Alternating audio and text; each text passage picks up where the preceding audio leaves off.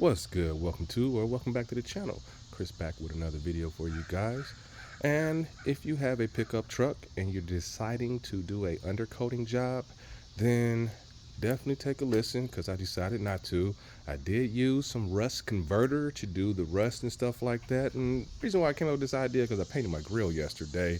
And after looking at one of my YouTuber guys that I usually watch, can't remember his name right now, but we're gonna go in there. I'm gonna show you what he showed me and told me, and definitely not gonna do the undercoating now just because of this gentleman and his information. So let's get to it. All right, so the guy's name is South Main Auto LLC. I've watched his channel for some years and he has helped me fix a lot of vehicles. So shout out to him and shout out to this video. So let's get started with the video. It's not that long, but this is a reason why I decided not to go with the undercoating.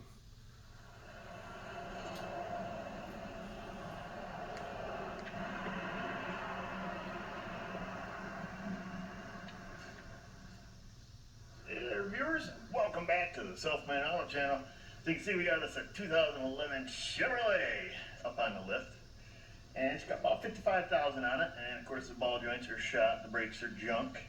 But that's neither here nor there. What I would like to bring to your attention is the undercoating that's on it. Now you guys know that I'm an advocate of Crown and fluid film and any type of oil type spray, I guess it would be, that you use for undercoating, a self-healing, soft, breathable type undercoat that you spray your vehicles with.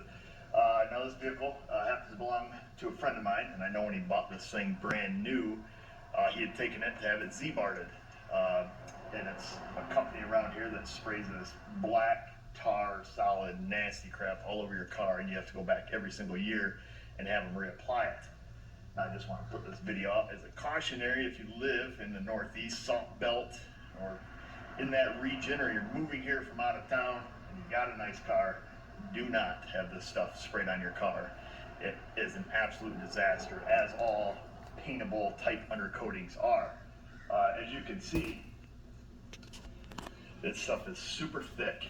It goes on, it stays pliable to a certain degree. However, it locks in all the moisture underneath it, between its product that apparently doesn't breathe, and your frame of your truck.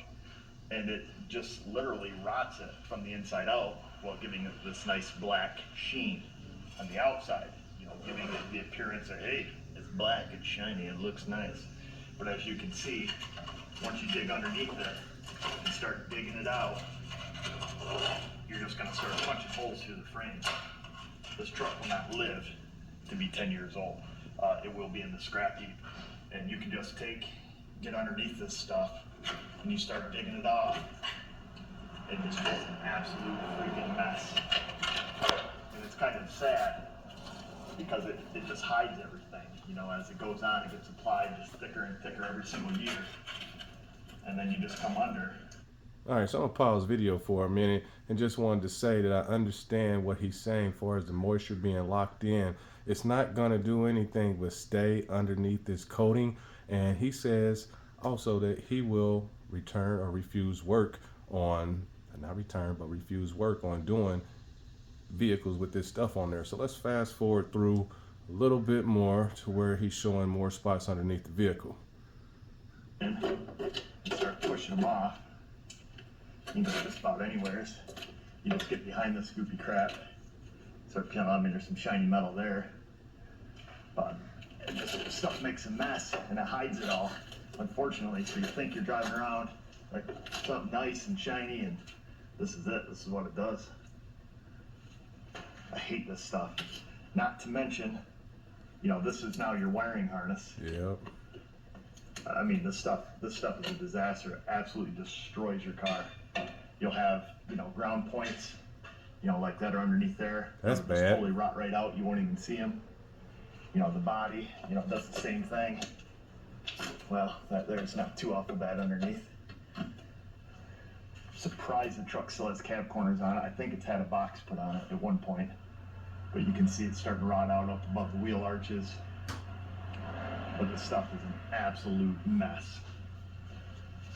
Just had a Kia in the other day that's also had the same treatment. That was a 2010, and it rotted holes right straight through the frame. Came back to the back where the stuff was flaking off, pulled it off, and there was rot holes bigger than that right straight through it. It was a shame. But yeah, I mean, just look what it does to the cars. Locks in all that's that horrible. moisture and dirt and salt and, you know, anything that gets underneath it, and just turns them into an absolute mess. Yep, and if you have to get to, you know, any connectors, you know, undo, you know, I mean, look at that fuel pressure sensor connector. Can you imagine having to try to undo that? Yeah, that's definitely gonna be a headache. And I'm looking and understanding I won't do them either. Connector here, you know, you're not going to get them undone. That's why I typically, like I say, will refuse to even work on these. Let's see. You know, use something like fluid film or crown that's pliable and it flows. You know, gets into everything, but still, you know, still breathable. You don't have a mess like this, but this stuff's a freaking disaster. All right, so let's stop video. In the summer, usually you'll see stuff like this, you know, where the rough. So my guy is keeping it straight 100, okay? All right, just want to show this extremely good point that he made as far as on this area right here as far as the vehicle. I'm gonna turn the volume up a little bit because I just turned it down because I was trying to speak to you guys here in a moment. But let's go ahead and hit play. Work its way out, you know, as it can. But yeah, what a mess. And this is all under the undercoating. I know you guys have asked me in the past my thoughts on Z-Bart or, you know, undercoating, black spray type undercoatings. Well, there's my answer. This is why I absolutely hate this stuff. And, you know, it just sucks. I'd rather work on just plain old rust than have to sit here and pick and dig through this stuff. I agree totally. You know, particularly when it comes to, you know, any kind of diag work. I just absolutely will not work on them. Friend or not. Just because, you know, I mean, I can't even unplug this ABS connector. Right.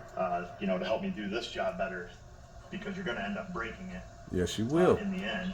All right, thank you, my guy, man. Shout out to South Main Auto LLC. I just wanted to show what I decided that I was going to go with. Let me get the can. All right, so this is the can. This is what I decided to go with, but I'm not going to use it. It will be getting returned. And, you know, it's Rust-Oleum Undercoating Pro Grade, and it's supposed to be rubberized a little bit. So after seeing that, and just my guy saying that it locks the moisture in to where it'll eat itself from the inside out, but it'll still look good and beautiful on the outside. So I did purchase the rust converter, and I sprayed that on there, and I was getting ready to use this, but something told me to research up underneath as far as undercoating. So yeah. All right, so just from the information that he was displaying right there, and it showed me that, yeah, it's not worth it for me to waste the money and the time, even if I'm doing it myself, to get up under there and do that. And like you said, it can be one chip that hits the coating that chips off, and then that rust, it'll actually spread like a cancer throughout the rest of the truck. It might take time, but that right there, after researching and looking at it, when it's time to fix something else, definitely gonna have to clean it real good, make sure it's not greasy so you can get it off.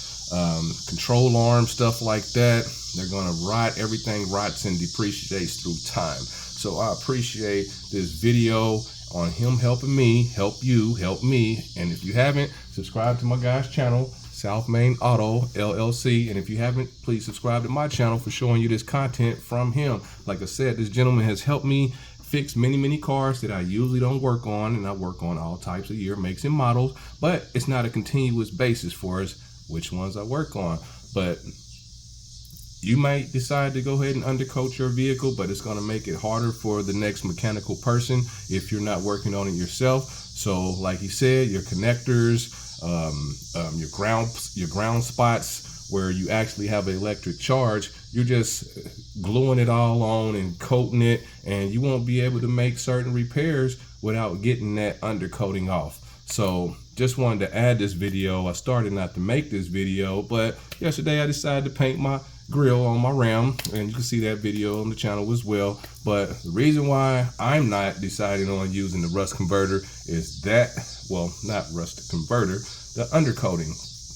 Yeah, there's so many different kinds out there, but I understand now that it's really not necessary, because if you do it and it's still going to depreciate, it's still going to rust somewhere, and yeah, through time it might last, it might not, but yeah, definitely not worth it, especially after seeing my guy.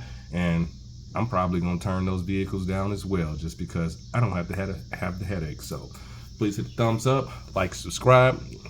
If you like this content, leave the notifications on, and hopefully we can learn something together, or you can learn something from me just like I learned something from him. So please hit the thumbs up, like, subscribe. Always know what we're talking about. Rust is the enemy, which causes us to work so hard, or it be conditions like this where you might possibly have to get rid of your vehicle. So just wanted to say thanks for watching. Live life, love it, and always know rust is the enemy.